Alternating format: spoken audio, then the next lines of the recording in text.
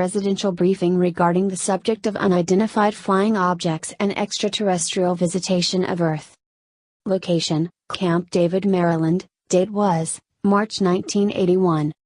In this meeting, President Ronald Reagan and William Casey, CIA Director, also present, the caretaker or custodian of secret UFO and extraterrestrial documents, information and artifacts, and also 4 other CIA advisors.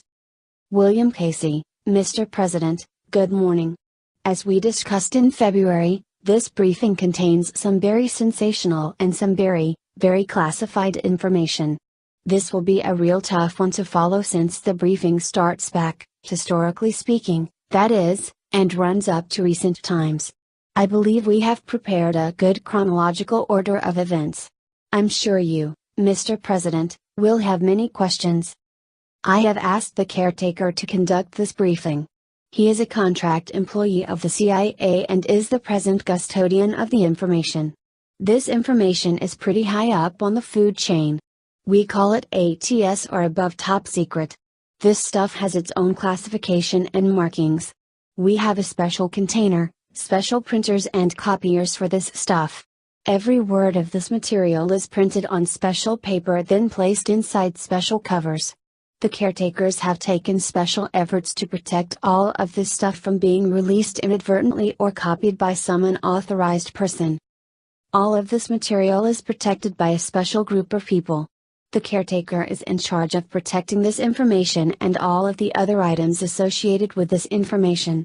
This material is a closely guarded secret. Although the gist of the story has been out there for many years, very little of the actual truth has ever been released to the public.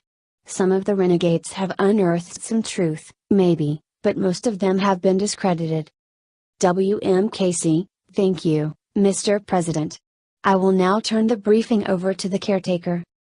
President: Okay, well, I can't wait to hear this. Let's proceed. The caretaker: Good morning, Mr. President. First of all, I would like to give you a bit of information on my background. But before that, please, Mr. President, if you have questions during this briefing, just interrupt me, sir. I have been employed by the CIA for the past 31 years. I started the caretaking status of this project in 1960. We have a special group of people whom we call Group 6, that cares for all this information. President: Well, I knew a little about this subject before. Back in 1970. Nixon had all of the good stuff and wanted to share it with some of his friends. Nixon showed me some papers. Not sure about who authored them, but they, well, something about New Mexico and other places. Nixon was pretty, well, fascinated with it. He showed me something, some kind of object or device that came from one of their craft. Something that was taken from the New Mexico crash site. I don't know if, do we know what it was? I don't think we knew, or maybe now, after 11 years, we might know. The caretaker: Mr. President, I can answer some of those questions. Do you wish for me to begin? President: Oh, well, what level is this? I mean, what was it called? I don't remember what they called this. W.M. Casey: Mr. President, code word. It's called top secret code word. This information is beyond top secret, as I said before. It has its own classification. It is very compartmentalized. The caretaker: Mr. President, as was mentioned earlier, I must say, that this briefing has the highest classification within the U.S. government. I will start with a slide presentation. I have most of this briefing on the slides, but I also have an outline that I have passed out to each person in attendance. The caretaker: The United States of America has been visited by extraterrestrial visitors since 1947. We have proof of that. However, we also have some proof that Earth has been visited for many thousands of years by various races of extraterrestrial visitors. Mr. President, I'll just refer to those visits as ETs. In July 1947, a remarkable event occurred in New Mexico. During a storm, 2 ET spacecraft crashed. One crashed southwest of Corona, New Mexico, and one crashed near Detla, New Mexico. The U.S. Army eventually found both sites and recovered all of the debris in one live alien. I'll refer to this live alien as E-B-E-1. President, what does that mean? Do we have codes or special terminology for this? The caretaker, Mr. President, E-B-E means extraterrestrial biological entity. It was a code designated to this creature by the U.S. Army back in those days. This creature was not human and we had to decide on a term for it. So, scientists designated the creature as E-B-E-1. We also referred to it as Noah. There was different terminology used by various aspects of the U.S. military and intelligence community back then. President, do we or did we have others? The number 1 would seem to indicate we had others. The caretaker, yes, we had others. Back then, the term was E-B-E, and no numbered designation.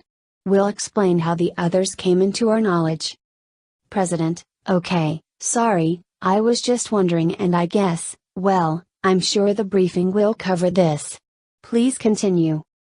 The caretaker, all the debris and E-B-E-S recovered from the first crash site were taken to Roswell Army Airfield, Roswell, New Mexico.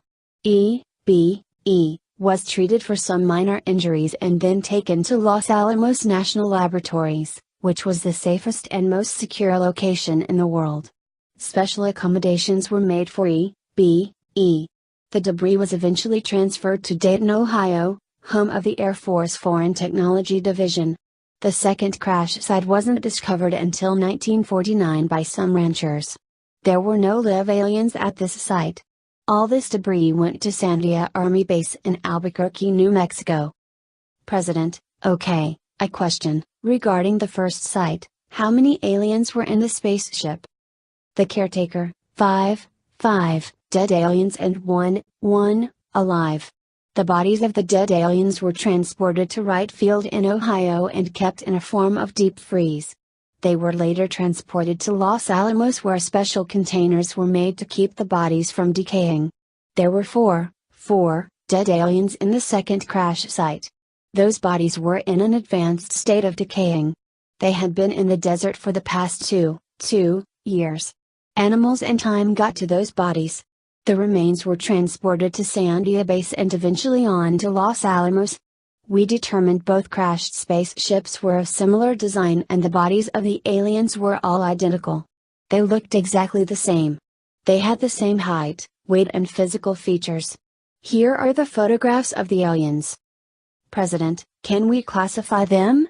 I mean, can we, connect them with anything earthly? The caretaker, no, Mr. President. They don't have any similar characteristics of a human, with exception of their eyes, ears and a mouth. Their internal body organs are different. Their skin is different, their eyes, ears and even breathing is different. Their blood wasn't red and their brain was entirely different from human. We could not classify any part of the aliens with humans. They had blood and skin, although considerably different than human skin. Their eyes had 2 different eyelids. Probably because their home planet was very bright. President, maybe I'm getting ahead, but do we know where they came from? Mars, our system, or where? The caretaker, yes, Mr. President, we do know where they come from. I can go into this now, or I can wait until it comes up in the briefing. President, no, please, continue. I can wait. The caretaker, thank you, Mr. President. E.B.E. stayed alive until 1952 when it died. We learned a great deal from E.B.E. Although E.B.E. did not have voice organs like humans, it was able to communicate with an operation performed by military doctors. E.B.E. was extremely intelligent. It learned English quickly, mainly by listening to the military personnel who were responsible for E.B.E.'s safety and care. E.B.E. was housed in a special area at Los Alamos and Sandia Base. Although many different military doctors, scientists and a select number of civilians studied E.B.E., it never became upset or angry. E.B.E. helped us learn from all the items found in the 2 crash sites. E.B.E. showed us how some of the items worked, such as a communications device. It also showed us how various other devices worked. President, excuse me, but you were referring to this creature as an IT. Did it have a gender? The caretaker, I'm sorry Mr. President, but yes, it was male. Within EBE's race they had males and females. President, okay, thank you. Please continue. The caretaker, thank you, Mr. President. EBE died of what military doctors considered natural causes. I don't think we could really state exactly why EBE died. Although we had five years to study EBE, we didn't have any standards to compare EBE's body with standard medical observations. It was difficult to lose EBE, since it was the most interesting thing we as humans could receive and study. A visitor from another planet, another world. EBE did explain where he lives in the universe. We call this star system Zeta Reticuli, which is about 40 light years, 38.42, from Earth. EBE's planet was within this star system. President, okay, where is this in comparison to something we all know? The caretaker, well, Mr. President, our closet star is 4 light years away. I can show you the constellation it is in. Alpha Centauri, a yellow star, is the brightest star in the constellation Centaurus, 4.3 light years away. President, no, I wouldn't know much about astronomy. I just thought I could understand the distance. How long did it take this spaceship to get here? The caretaker, well, Mr. President, I can tell you now or we can discuss that in another briefing. As Mr. Casey said, this is a complicated subject because there are many levels of compartmentalization. This briefing is just the basic information about a visit to our planet by one particular alien race. President, well, what am I to understand? This isn't a full briefing. W.M. Casey, Mr. President, we have different levels of stuff. If we mix it up, I don't think it will make sense, nor will we have time this morning. I understand you have a busy schedule today. President, as the President of the United States, I should know everything, right, or shouldn't I? If I am to assume this was a briefing of substance, then I should hear all of it. I think this is more important than some other things on my daily calendar. But maybe I'm jumping the gun. If there are some things I shouldn't know, please tell me. W.M. Casey, no, Mr. President, I didn't mean you shouldn't know this stuff. I simply meant we should proceed in an orderly fashion as to the briefing. But it is up to you. We will not hold anything back. President, Advisor number 1, what do you think? Do you know about all this? Advisor number 1, Mr. President, yes, I was briefed many times on this subject matter. As Director Casey stated, this is a very complicated subject. I think it took me about 1 year to be fully briefed into all aspects of this matter. There are different areas. The initial crash, an investigative period, some attempt at contact, a disinformation operation to protect this matter and several other levels. President, oh, wow, I didn't realize how complicated this was. I'm new at all of this. I have a great responsibility to the citizens of this nation to make decisions based on accurate information presented by my advisors, you, all of you. I won't interfere in your presentation of this information. So, I guess, we'll proceed in the order you have chosen. I'm sorry for interrupting in this presentation, but as a person who is interested beyond belief in this, I'll just shut up and wait to ask questions. W.M. Casey, Mr. President. No, please ask any questions you wish. You are the President. We are not here to argue with you over the order of this briefing. But some things are so highly classified that this briefing is the lowest level. If you ask a question that is in a different level, then we will have to re-evaluate the audience. Advisor number 1, Mr. President. Everything we know about alien visitation to Earth is contained in 16 volumes of binders. These binders contain thousands of pages. we can give you anything you wish, but, as Director Casey said, we must evaluate the clearances of each person listening to our responses. President: Okay, I now understand. Give me whatever you want and I'll continue to ask questions. But if you need me to wait on an answer, just tell me. W.M. Casey: Okay, Mr. President, we will do that. I still don't know the entire story.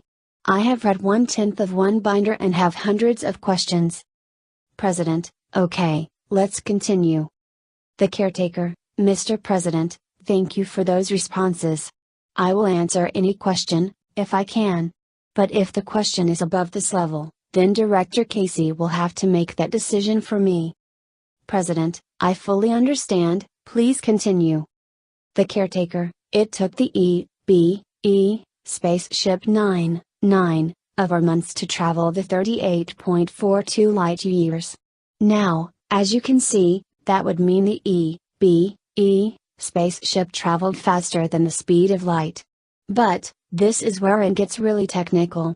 Their spaceships can travel through a form of space tunnels that gets them from point A to point B faster without having to travel at the speed of light. I cannot fully understand how they travel, but we have many top scientists who can understand their concept. President: Well, I certainly couldn't understand the science in that. Is it a black hole? The caretaker: Mr. President, something like that, but much more complicated. President: Do they get here? No, never mind, please continue. W.M. Casey: Mr. President, I can assure we know how they do it, but we can't do it. President: Okay. The caretaker: As to some history. The original project, started back in 1947, was called Project Gleam. This project contained volumes of documented information collected from the beginning of our investigation of UFOs and identified alien craft, or IAC. The project was originally established in the early 50s by, first President Truman and then by order of President Eisenhower, under control of the National Security Council. President Truman established a group of people to handle this project. The group was called Majority 12 or MJ12. In 1966, the project's name was changed to Aquarius. The project was funded by confidential, Black World, funds appropriated within the intelligence community's budget. The recovery of these alien spacecraft led the United States on an extensive investigative program to determine whether these aliens posed a direct threat to our national security. As you might remember, Mr. President, our country openly investigated UFO sightings under Projects Grudge, Sign and finally Blue Book.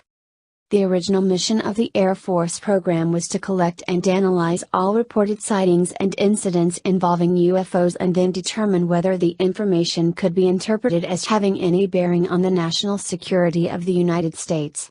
Some information was evaluated with the idea of using the gained data to advance our own space technology and future space programs. About 90% of the estimated 12,000 reports analyzed by the Air Force under Blue Book were considered hoaxes, explained aerial phenomena or astronomical objects. The other 10% were considered legitimate alien sightings and/or incidents. However, not all UFO sightings or incidents were reported under the Air Force programs of Grudge, Sign, and Blue Book. In 1953, Project Gleam initiated its own investigative detail and certain sightings were reported directly under Gleam rather than one of the other projects. Project Gleam, which became Project Aquarius in 1966, was a parallel reporting system for UFO sightings and incidents. Reports collected under Project Aquarius were considered actual sightings of alien spacecraft or actual contacts with alien life forms. We recovered 2 alien spacecraft from New Mexico. Both were heavily damaged, but we were able to examine them. The 2 craft were considered technological marvels by our scientists. However, the operating instrumentation was so advanced that our scientists could not decipher it. The 2 craft were stored in a special security location in the West. We gained a large volume of technological data from these craft. Several independent scientific investigations, at the request of the Air Force and CIA, were initiated during the era of Project Blue Book. MJ-12 decided that officially the Air Force should end their investigation of UFO sightings. This decision was arrived at during the NPNN meeting in 1966. The reason was twofold. First, the United States had established communications with the aliens. The United States felt relatively sure the aliens' exploration of Earth was non-aggressive and non-hostile. It was also established that the aliens' presence did not directly threaten the security of the United States. Secondly, the public was beginning to believe that UFOs were real. The NSC felt this public feeling could lead to a nationwide panic if we disclosed everything we knew about UFOs and alien visitation.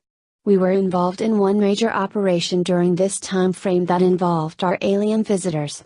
That operation is of a higher level and it will be up to Director Casey to proceed now or wait until later. W.M. Casey, we'll wait on that part of it. I haven't been fully briefed and I would like to be able to know everything about that program before trying to brief the President. Advisor number 1, I agree with Director Casey. That part of the program is really complicated and will require a full day to brief. President, okay, as I said before, Bill's the captain of this ship. The caretaker, it was felt that public awareness of these projects would have jeopardized the future space program of the United States. Releasing our secrets about UFOs and alien visitation would also cause a panic among religious leaders around the world. Therefore, MJ-12 decided that an independent scientific study of the UFO phenomena would be needed to satisfy the public curiosity. The final official study of the UFO phenomena was accomplished by the University of Colorado under an Air Force contract. The study concluded that sufficient data did not exist that would indicate that UFOs threatened the security of the United States. The final conclusion satisfied the government and allowed the Air Force to officially step out of the UFO investigating business. When the Air Force officially closed Blue Book in December 1969, Project Aquarius continued operation under control of NSC/MJ-12. The NSC felt investigation of UFO sightings and incidents had to continue in secrecy without any public knowledge. The reasoning behind the decision was this: if the Air Force continued its investigation of UFOs, eventually some non-cleared and non-briefed Air Force or DoD civilian officials would obtain the facts behind Project Aquarius. Obviously, for operational security reasons, this could not be allowed. In order to continue the investigation of UFO sightings and incidents in secrecy, investigators from CIA/DCE and MJ-12 were assigned to military investigative units with orders to investigate all legitimate UFO/IAC sightings and incidents. These agents are presently operating at various locations throughout the US and Canada. All reports are filtered either directly or indirectly to MJ-12. These agents are collecting reports of UFO/IAC sightings and incidents occurring on or near sensitive governmental installations. Many reported sightings and incidents have occurred over nuclear weapons bases. The aliens' interest in our nuclear weapons can only be attributed to the future threat of a nuclear war on Earth that could affect space. The Air Force has initiated measures to assure the security of the nuclear weapons from alien theft or destruction. MJ-12 feels confident that the aliens are on an exploration of our solar system for peaceful purposes. However, we do have information, and that is at another level, that more than one alien species are visiting Earth. President, well, that is a lot to digest. I have written down many questions. But let's take a break and come back to this. Break. President, I think we can continue now. The caretaker, thank you, Mr. President. I will continue. In the 1976 megajoules-12 report, it was estimated that the aliens' technology was many thousands of years ahead of ours. Our scientists speculated that until our technology develops to a level equal to the aliens, we cannot understand the large volume of scientific information we have gained from the aliens' craft. This advancement of our technology may take many hundreds of years. During our initial program to study the alien spaceship, we started many different projects. The first project, originally established in 1949, was to collect and evaluate medical information from the surviving alien creature, EB-1, and the recovered alien bodies. This project medically examined E1 and provided our medical researchers with many answers to the evolution theories. The next project, originally established as part of Project Gleam in 1954, became a separate project in 1966. Its mission was to establish communication with aliens. This project met with positive success and will be discussed later under a different level. Two other projects involve the test flying of an alien ship and the cross-technology between our space program and the information we obtained from E1. W.M. Casey. Now, Mr. President, we can move on to questions or a different level. Which do you prefer? President: Well, I have a lot of questions, so let me ask a few and then we can move on. I guess the first question I have is their lifespan. How old is E1? The caretaker: Mr. President, the alien civilization that E came from, is what we call the in society. It wasn't a name they gave us, it was a name we choose. Their lifespan is between 350–400 years, but that is Earth years. President: Is time the same on their planet as on ours? The caretaker: No, Mr. President, time is very different on the in planet, which, by the way, we call Serpo. Their day is approximately 40 hours. That is measured by the movement of their two suns. The solar system containing Serpo is a binary star system, or two suns, rather than one, like our solar system.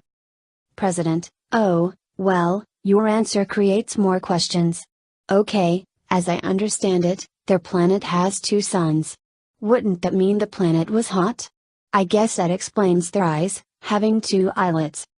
The caretaker: Yes, Mr. President. Their suns do not set, like ours. There is daylight during their entire day, with the exception of a short time period where both suns hit the horizon. President: What is life like on Serpico? The caretaker: Mr. President, it is called Serpo, spelled Serpo. I think that will have to be given in a different level of briefings. Mr. Director. W.M. Casey: Yes, Mr. President, I think we are getting way ahead of ourselves. We have all that information about the visitor's planet, but we would have to present that information in a different briefing. President: Okay, all these levels. Something, I guess, I'll have to get used to it. Does all classified information have these different levels? W.M. Casey: It is similar to the SIP briefing you were given in January. We have different levels of clearances and. President: No, I understand all that, Bill. I fully understand the different levels of clearances. I mean, what about the Soviets? What about the spy operations we have in Russia? Comparing the two, this alien information to that, are they on the same level? W.M. Casey: No, Mr. President. This information would be considered at the very top, whereas our spying operation inside Russia would be considered at a parallel level, but not the same. President: Like apples and oranges. Okay, I see.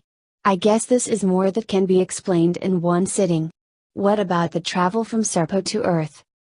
The caretaker: Well, Mr. President, the distance from Earth to Serpo is about 40 light years. They can't travel that in about 9 of our months. I am no scientist, but as I mentioned earlier, they can travel that great distance by means of space tunnels. They seem to be able to bend the distance from one point in space to another. Just how they do this, must be explained scientifically.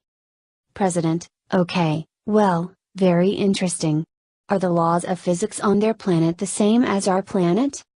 The caretaker: Not exactly.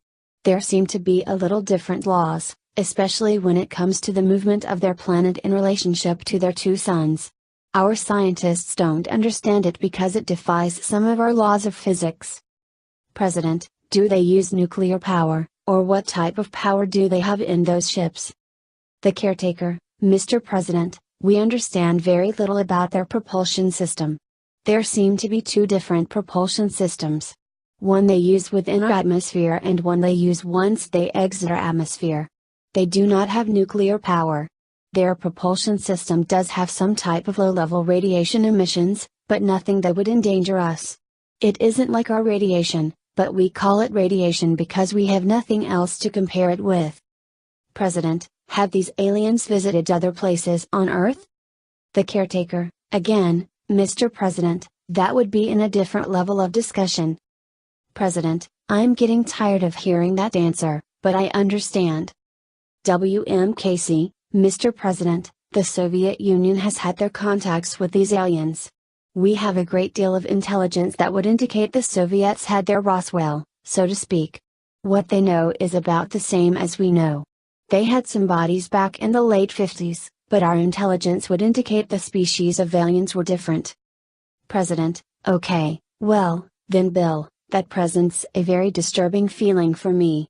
Are you telling me there are different races or species, as you said, visiting Earth at the same time? W.M. Casey, caretaker, take that question.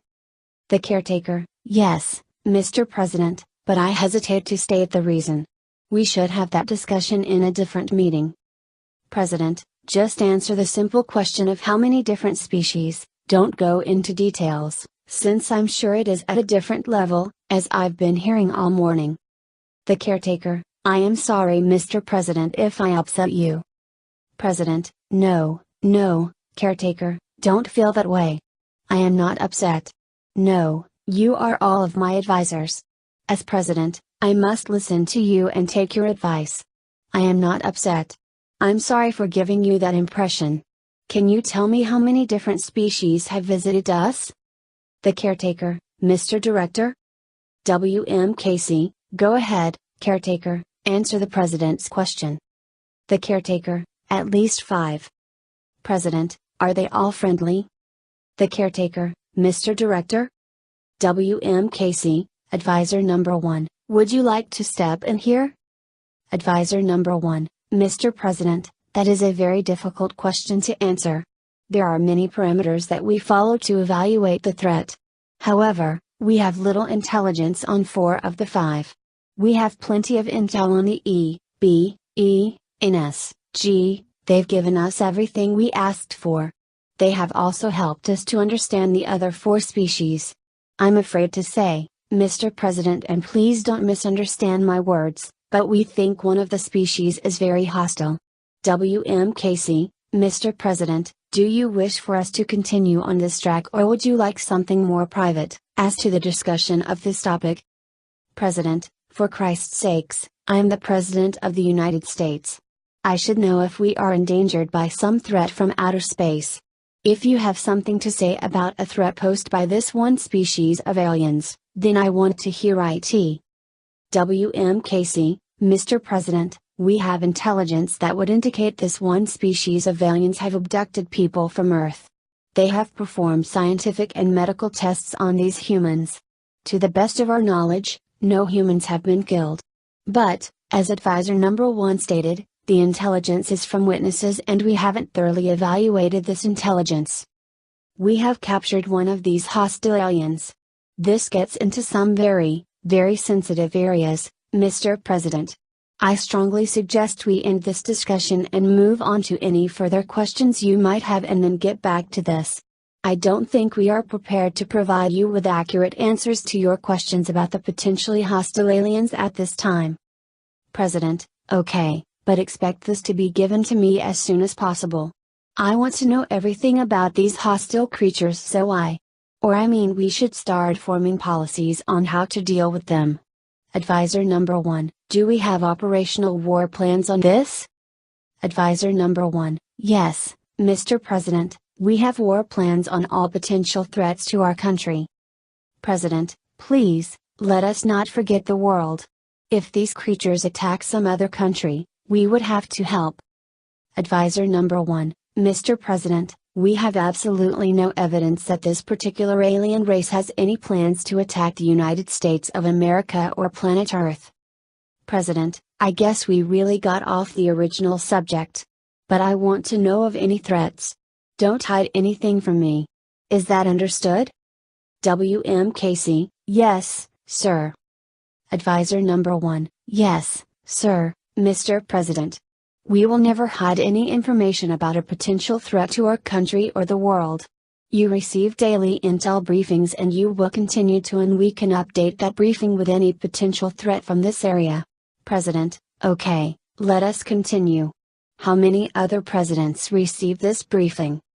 The caretaker: Mr. President, I have briefed President Nixon, Ford and you.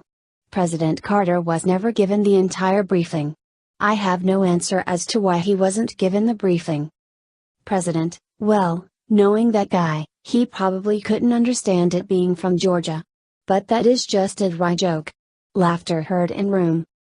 Advisor number 1, Mr. President, I can give you some details of an incident that occurred inside the Soviet Union in 1970. W.M. Casey, do we want to go there? Advisor number 4, may I say something, Mr. Director? W.M. Casey, go ahead. Advisor number 4, step in. Advisor number 4, I think this particular incident inside the Soviet Union will give the President an example of what the world has and will experience in the future. There is no way we can control visitors from outer space from traveling to Earth and visiting our planet. Some astronomers find it difficult to believe that these aliens can find Earth. We are on the outer reaches of our galaxy. Our Sun is one of hundreds of thousands of such stars within our galactic neighborhood. But the EBENS found us, they found Earth. And we are not the only country on Earth that has been visited by the EBENS. Now, as for the other 4 species, we know they have visited us in the past and will visit us in the future. We are like a petri dish within the universe. We are a diverse planet. We must be very interesting to other extraterrestrials. I'm sure other intelligent life forms in the universe must have some sort of communications among the sentient life forms. Maybe they broadcasted that Earth has intelligent life. Maybe that is why we are being visited. Getting back to advisor number 1, regarding the incident inside the Soviet Union, Mr. President, there are many such sightings all over the world. We must understand that the visitors can roam our planet at will without us doing much about it. However, I personally believe that we must prepare for the eventual day when some hostile life form decides to take over our planet. We must be prepared. I hope you understand why I said what I said, Mr. President. President: Yes, indeed, advisor number 4, very well said. I agree with you. I guess all of those sightings, well, some of them are real. I mean, we are being visited, today, now, in this time period. W.M. Casey: Yes, Mr. President, we are. President: Okay, advisor number 1, please continue, we cut you off. Advisor number 1, okay, thanks, Mr. President. As I was saying, actually a series of incidents occurred over about a week. Our intelligence gathering stations inside and outside of the Soviet Union picked up voice transmissions between Soviet air defense pilots and ground controllers regarding a number of UFOs which were being chased by Soviet pilots. The incident started in central Siberia and ended over the Black Sea. Literally thousands of Soviets observed the UFOs and at least 20 different fighter pilots chased the UFOs. The Soviets attempted on 2 occasions to shoot down the UFOs, but to no avail. That is probably the best evidence that these things are happening over the Soviet Union. We think these UFOs were the hostile ones. We call them hostile because they tend to land, take humans, conduct experiments on them and then release the humans. Their spacecraft are different in design than the EBEs. President: Wait 1 minute, advisor number 1, you mean to say that we have one of their spaceships? Or are you telling me we have some other evidence of their spaceships? Advisor number 1, Mr. President, we have photographs of their ships. This gets a little complicated because some of our intelligence comes from the EBEs. President: You mean from the EBE guy? Advisor number 1, yes, but from other sources of information connected to the EBEs. W.M. Casey: Mr. President, we'll have to go to those dreaded words you don't like, higher levels if you wish. President: No, well, no, oh, okay, just give me this briefing first. We can schedule the higher level ones later. Advisor number 1, simply speaking, we know the difference between the E spacecraft and the hostile alien spacecraft. President, do you have a name for them, I mean the bad ones? The caretaker, Mr. President. We call the hostile aliens simply that, HAV, meaning hostile alien visitors. MJ-12 placed that code on them back in the 50s. President, you mean to say, these HA-verses have been visiting us and kidnapping our people since the 50s? The caretaker, Mr. President, yes, well, they have been around since then, Director Casey. W.M. Casey, Mr. President, we have some indication that they might have been doing this for some time. But we really have to consider all of the evidence, listed in our reports, and compare that to some of the open source information. There are always humans that will exaggerate and just tell lies, compared to the real ones or the ones who were abducted and subjected to experiments. We have to sort through the differences and place some aside and look at the real evidence of abductions. But we can be sure that the EBEs have never done this. They are extremely peaceful and would not harm a living soul, including animals. Advisor number 1, I suggest we go ahead and give the President the information on them. Advisor number 4, I agree. W.M. Casey, okay, give the President the names, caretaker. The caretaker, names, the technical names? W.M. Casey, yes, okay, but we have to be real sure that this information stays here. We cannot allow this to leave this room. The caretaker, okay, thank you. Mr. President, the 5 species are called, EBEs, archgloids, quadloids, heptaloids, and trantiloids. These names were given to the aliens species by the intelligence community, specifically MJ5. The EBEs are friendly, the trantiloids are the dangerous ones. President, my God, just knowing we have names for these things are amazing. Which one do we capture? W.M. Casey, Mr. President, we have a trantiloid, but it is dead. We captured it in 1961 in Canada and we had it in captivity until 1962, when it died. We'll show you a photograph, caretaker? The caretaker, Director, I don't have one with me. But, I will get one couriered over to us. W.M. Casey, Mr. President, we can provide that during our next meeting regarding this subject. President, okay, let's continue. The caretaker, Mr. President, getting back to my presentation, all of our collected information is safely contained in a number of locations. The caretaker, okay, Mr. President, I'll keep this in general terms. I just want to assure you that all of the information is safely tucked away at secure locations, including the devices and flying craft that we have. President, may I assume one of these places is located in California?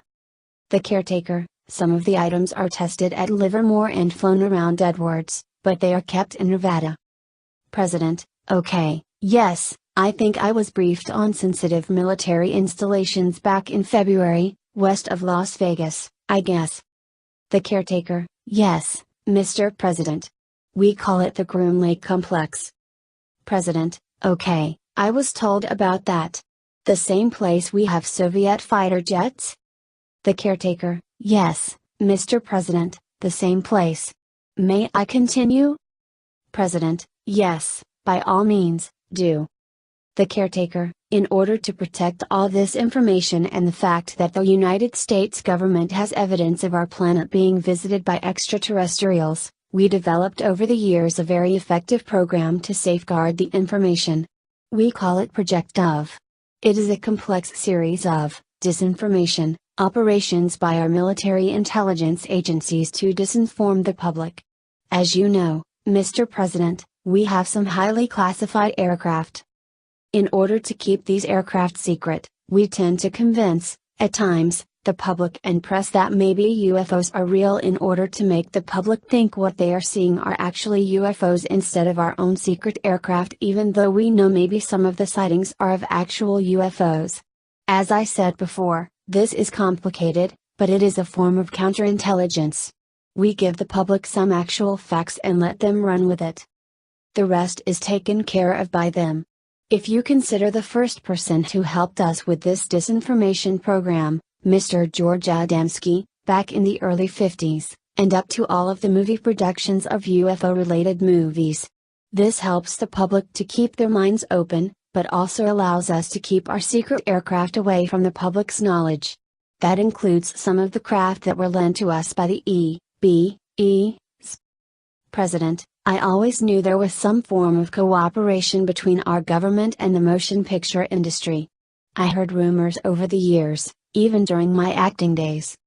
The caretaker, well, Mr. President, the first cooperative venture was the movie, The Day the Earth Stood Still. That was a cooperative venture with the United States Air Force and the movie industry. President, that movie, Close Encounters, was that one of them? I guess no Bonzo movies were involved. Loud laughter heard. W.M. Casey, no, laughing, Mr. President, I don't think, or should I say, I didn't think Bonzo came from outer space. More laughter. President, no, but some people could imagine it. The caretaker, yes, Mr. President, we provided the basic subject matter for that movie. President, was it based on a real incident? W.M. Casey, Mr. President. President, okay, Bill, I know what's coming, just forget my question for now. W.M. Casey, okay, caretaker, continue. The caretaker, thank you, Mr. President. In 1949, President Truman created 2 secret commissions. These commissions were to meet privately without recording any contents. The commissions were codenamed Adam and Eve. The first commission, Adam, was to study the idea of releasing some information to the public regarding our actual knowledge of UFOs and the 2 crash incidents. The findings of the Adam Commission consisted of the following statement: in this matter, public opinion must be recognized as a factor of considerable importance, even if clearly affirmative might have the effect of placing before the American people a moral question of vital historical significance at a time when the full security impact of the question had not become apparent. If this decision is to be made by the American people, it should be made in the circumstances of an actual disclosure of the existence of space beings who had visited Earth. In other words, the American public might hesitate to believe the existence of space beings unless the American government showed proof. This was an actual quote from the classified document dated December 1, 1949. The Second Commission, Eve, concerned the use of atom bombs to repel a space alien attack. What's interesting in this statement was the decision by President Truman to proceed at a record pace on the production of atomic weapons that could be released in space. The Commission predicted it would take the United States 10 years to develop such a delivery system. President Truman wanted it developed in 5 years. In fact, in 1959, the first Atlas ICBMs were targeted for deep space. SIP plans were developed to counter any space-based alien invasion. Mr. David Lilienthal, the first Atomic Energy Commission chairman, was in charge of the production of enough atomic weapons to counter any anticipated alien threat. The commission was tasked with developing a delivery system that could send a Mark III atomic weapon into space. In the 1948 to 1949 time frames, there were fewer than 50 atomic bombs in the arsenal and none of these were assembled. The Mark III plutonium bombs, like the one dropped at Nagasaki, Japan, took 39 men more than 2 days to assemble the bomb. The bombs were so large and heavy, each weighed 10,000 pounds, and that a delivery system must be capable of sending this heavy weapon into space. As a result of Eve's Commission findings, atomic weapons production was increased at a record pace. Of course, this buildup coincided with the Soviet Union's buildup. It was easy to convince the American public that our buildup was caused by the Soviet Union's buildup. Mr. President, in 1964, we were able to have our very first controlled encounter with the E.B.E.s. Let me first give you the background. E.B.E. was a mechanic, not a scientist. He was still able to teach us some of the E.B.E. language. Their language was very difficult for our linguists to learn because it consisted of tones, not words. However, We were able to translate some basic words. E, B, E, showed us their communications device. It was a strange looking device that had 3 parts. Once assembled, the device sent out signals, something like our Morse code system, although there was a problem. During the crash in 1947, one part of this communication system was broken. E, B, E, was unable to repair it until our scientists found some items that could be used in place of the broken parts. Once the communication device was repaired, E, B, E, sent our messages. We had to trust E, B, E, as to the contents of those messages. You can imagine what some of our military commanders thought of this. E, B, E, could be sending out a distress call that could result in some invasion. But that, of course, never happened.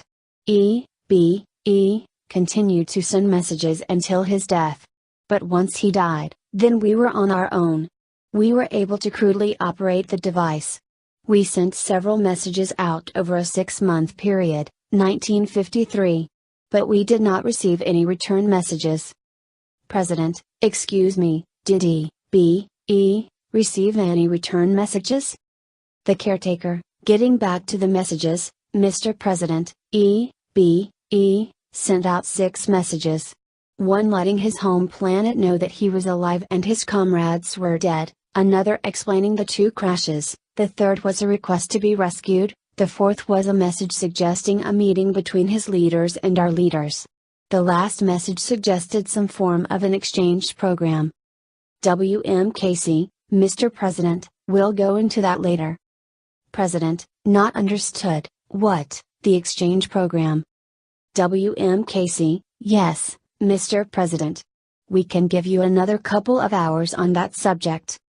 President, we had one?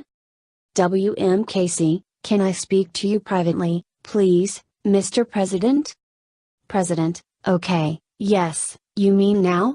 Not understood.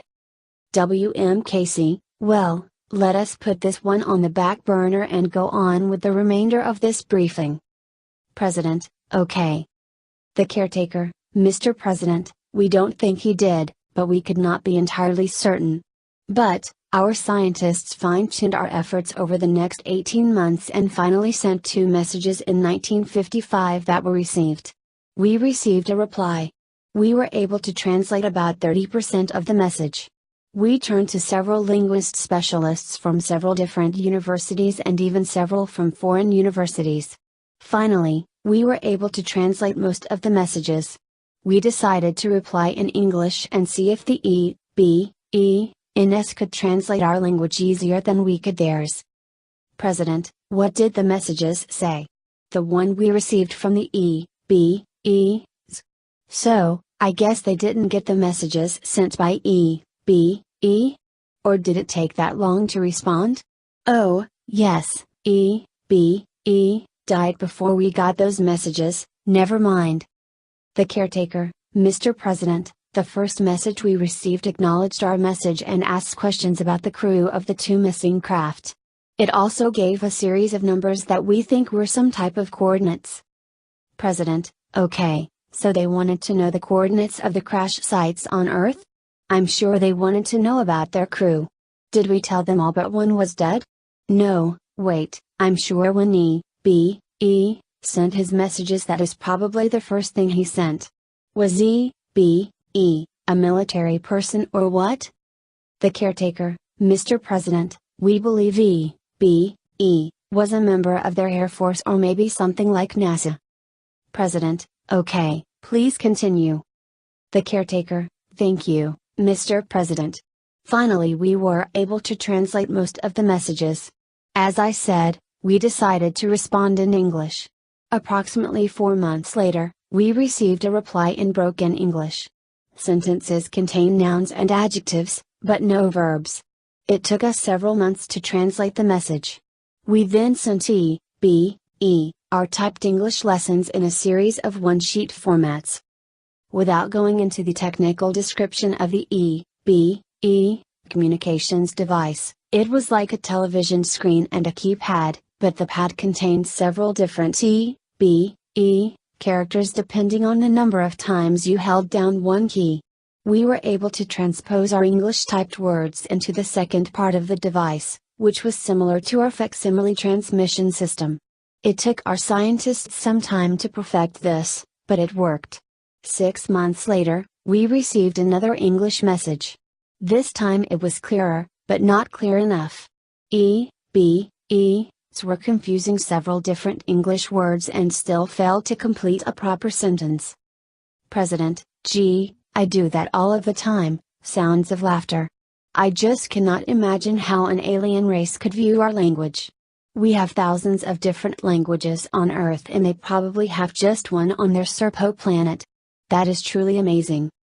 The caretaker, yes, Mr. President, I cannot imagine living on a planet with just one language. But we were able to provide the basic skill level for them to communicate in English. It took time, but they realized our efforts. In one message, they provided us with a form of the alphabet with the equivalent English letter. Our linguists had a very difficult time figuring this out. The written language with simple characters and symbols, but our linguists had a difficult time comparing the two written languages. Over the next five years, we were able to perfect our understanding of the language somewhat and the were able to better understand English. However, we had a major problem. Trying to coordinate a date, time and location for an landing on Earth. Even though we could basically understand some and the in us could understand some English, we could not understand their time and date system and they could not understand ours. We sent them our Earth's rotation schedule, revolution, date system, etc. For some reason the never understood this. In return, the sent us their system, which was difficult for our scientists to understand because we had no reference to their planet.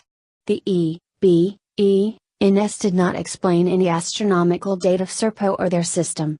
We then decided to just send pictures showing Earth, landmarks and a simple numbering system for time periods. We had many problems trying to send pictures using their facsimile system. We couldn't be sure they were receiving what we sent. We had a lot of trial and errors in doing this. We received back some strange messages from the basically big question marks regarding what we sent them as to the pictures.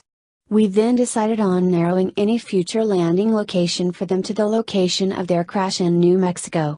We concluded they must have that location. We are sure sent that to his home planet prior to his death. We did find some star charts, well, as we call them, in both crashed spacecraft. They were difficult to understand because they were on a block that we later figured out went into a certain panel on the crashed craft's instruments. Once the panel was in place, the board showed a star system. In fact, we were able to fit all the found boards into the panel and view many different star systems. We then put to work our astronomers in deciphering the star systems. It didn't take them very long to determine the various star systems. We also found several strange spots on the star charts. We concluded these spots were where the travel space tunnels that described were located. Our astronomers compared the different star charts and found that they were not consecutive. Meaning that one star chart was from one part of the universe and the next was a chart closer to their home system. Our scientists concluded the spots on the chart were a form of shortcuts from one point of space to another. Some of our top astronomers were briefed into the program in order to study the charts.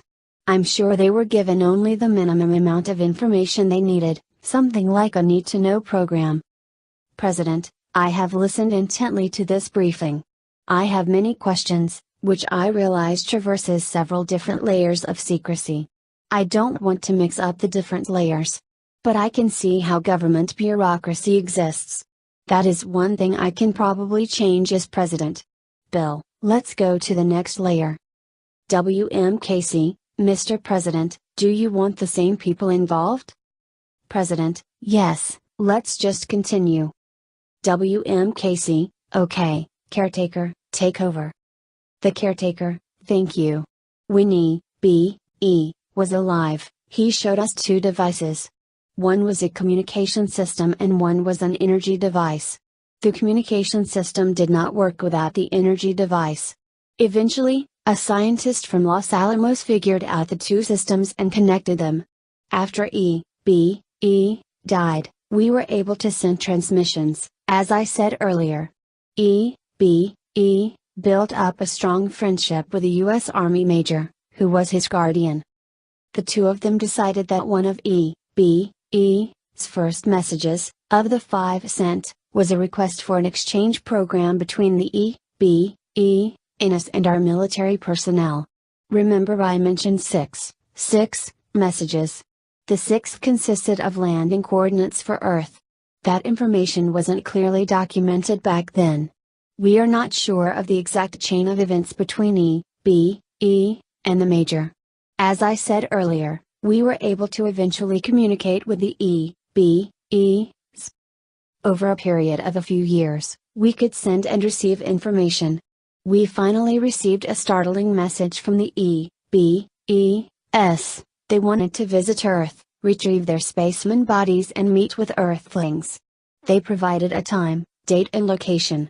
We figure that the ES were continually visiting Earth and had probably mapped it. However, the date was about 8 years in the future. Our military figured something was wrong and that maybe the ES were confusing Earth time with EN time. After a long series of messages, it was determined the ES would land on Earth on Friday, April 24, 1964. President, just how did we figure the date? The caretaker, Mr. President, these messages occurred over a period of several years. By this time, we both had a working knowledge of the other's seasons, which was based on the Earth's rotation, which also figured into our time periods. We had a working knowledge of their 40-hour days. They were a little smarter than us, being able to comprehend our language and our time periods. President, okay, that makes sense. But how did you understand the aliens' language? The caretaker, Mr. President, we did have a basic understanding of their language. We could understand basic words and symbols. They understood more of our language than we did theirs. President, okay, then what happened? The caretaker, well. W.M. Casey, Mr. President, this is where things get very interesting. The caretaker, our government, specifically, MJ-12 met in secret to plan the event. Decisions were made, then changed many times. We had just about 25 months from the time we finally received their message of the date to prepare for their arrival. Several months into the planning, President Kennedy decided to approve a plan to exchange a special military team. The USAF was tasked as the lead agency. The USAF officials picked special civilian scientists to assist in the planning and crew selection. The team member selection process was the hardest to accomplish. Several plans were suggested and then changed. It took months for the planners to decide on the selection criteria for each team member. They decided that each member must be military, single, no children and a career member. They had to be trained in different skills. W.M. Casey, caretaker, let's just go into the general stuff here. I don't think the president wants to know every single minute detail. The caretaker, Mr. President, a team of 12 men were selected. However, during this time period, President Kennedy died. The nation was shocked, as you know. President, yes, everyone was shocked. I can understand what must have happened during the project when John died. The caretaker, President Johnson continued the program. When it came time for the meeting, we were ready. The landing occurred in New Mexico. We had everything prepared. We had a hoax landing location just in case it was leaked. The landing occurred and we greeted the ES. However, a mix-up happened. They were not prepared to accept our exchange personnel. Everything was placed on hold. Finally in 1965, the ES landed in Nevada and we exchanged 12 of our men for one of theirs. President, one? Why just one? W.M. Casey, Mr. President, this wasn't clearly documented in the reports that we read. President, one, was this their ambassador? W.M. Casey, well, something like that. We just called it TBE2. We'll discuss that later. The caretaker, Mr. President. Our team of 12 went to the EBE planet for 13 years. The original mission called for a 10-year stay, however, because of the strange time periods on their planet, the team stayed 3 additional years. 7 returned in 1978. 2 died on the planet and 2 decided to stay. Note, team member number 308, team pilot number 2, died of a pulmonary embolism en route to Serpo on the 9-month journey. 11 arrived safely. President, okay, this is just amazing. I can see, about that movie. The movie was based on a real event. I saw that movie. 12 men left, along with Richard Dreyfuss. Close Encounters of the Third Kind, 1977. W.M. Casey, Mr. President, yes, the movie was similar to the real event, at least the last part of the movie. President, okay, a lot to digest. I want to hear about the hostile ones. Advisor number 1, Mr. President, may I step in here? President, by all means, Advisor number 1, do. Advisor number 1, well, Mr. President, the hostile alien species is responsible for abducting some humans. We can clearly prove some 80 Americans were abducted from about 1955 until the present, the last known one in July of last year 1980. We have a special military intelligence unit keeping track of these abductions. We have FBI agents attached, to assist us when needed. We have NSA and in some instances, CIA personnel helping. Unfortunately, we don't have the technology to know when these hostiles will abduct. We get the information afterwards. We interview the victim and place them under hypnotic trances. Some of the victims remember the entire event without hypnosis, while others need hypnosis to relate what happened. We haven't found one single death directly related to the hostile aliens. We have had deaths that were attributed to the abductions, suicides. We recorded 5 of them. But, Mr. President, these are the abductions we know about. We have no idea how many other abductions are occurring in this country or around the world. These hostile aliens are pretty sneaky. They seem to appear and disappear, which is beyond our technical understanding. They also seem to float or defy gravity. We have actual photographs of them doing this. We have a classic abduction incident that was recorded by military intelligence personnel. It happened in 1979 near a military base. President, where? Advisor number 1, in New Mexico. President, what's with New Mexico? The aliens seem to like that state. Do we know why? The caretaker, excuse me, may I speak? President, yes, caretaker, step in. The caretaker, New Mexico is similar to the home planet of the EBES, since we do not know which planet the Trantiloids come from. W.M. Casey, wait, advisor number 4? Advisor number 4, I think we do. I think the EBES gave us that information. We know the star group. It is close to our solar system, well, I mean in astronomical terms. Maybe 20-25 light years away. They are actually closer to us than the EBES are. Note from Victor, the homeworld of the Have, the Trantiloids, is the 3rd planet out from the star Epsilon Eridani in the constellation Eridanus at 10.5 light years away. Although somewhat cooler and fainter than our Sun, it is very similar. Hal's friend, advisor number 4, was mistaken on the distance, an easy error to make given the voluminous amount of information on this subject matter alone. Anonymous. President, so that means they can travel like the EBES travel. I mean using those black holes or whatever you call them? Advisor number 4, yes, Mr. President, they can travel in the same fashion as the EBES, however, according to the EBES, the Trantiloids use a different form of propulsion. Something like matter versus antimatter. President, and that means? Advisor number 4, Mr. President, basic physics. W.M. Casey, Mr. President, do you want to go into the physics of this? President, oh, no, no, I don't think I understand it.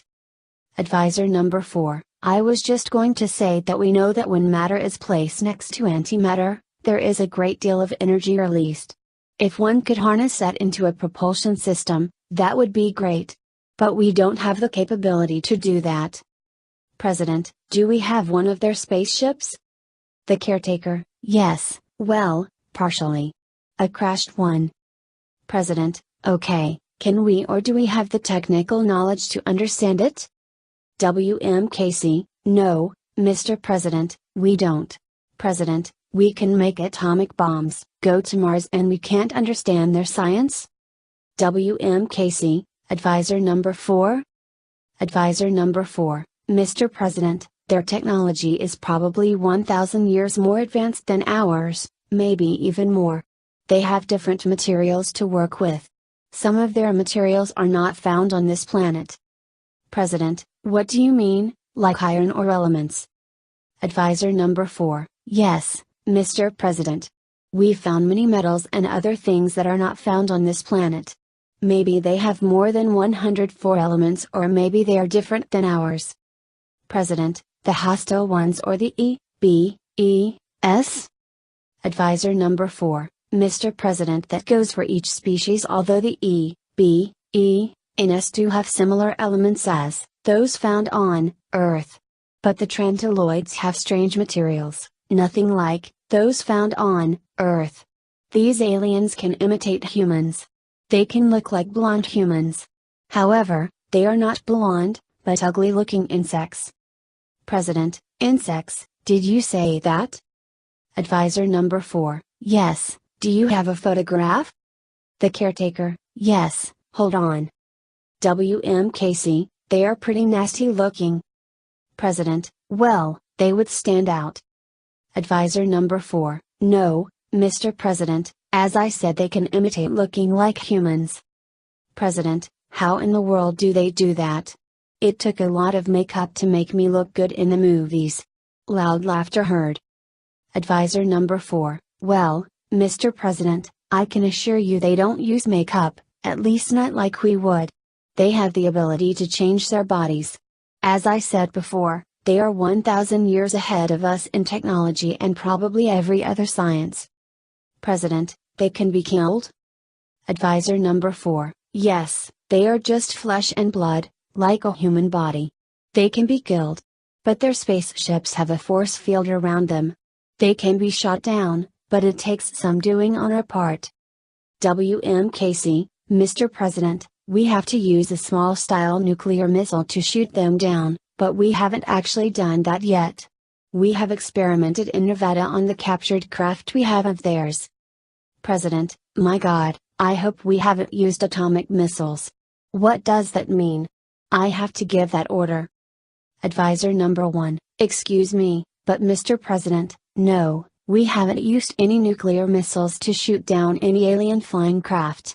I think Advisor number 4 and the director mean that if we had to shoot one down, for instance, if a group of them attacked us. President, is that likely? Advisor number 1, no, I don't think so. President, can we intercept their radio transmissions? Do we know their language?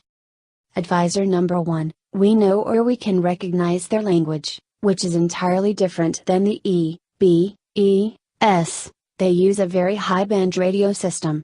But they have different frequencies and it is difficult for NSA to track them. President, maybe we should call Captain Kirk? Loud laughter, oh, a little humor is good in any situation.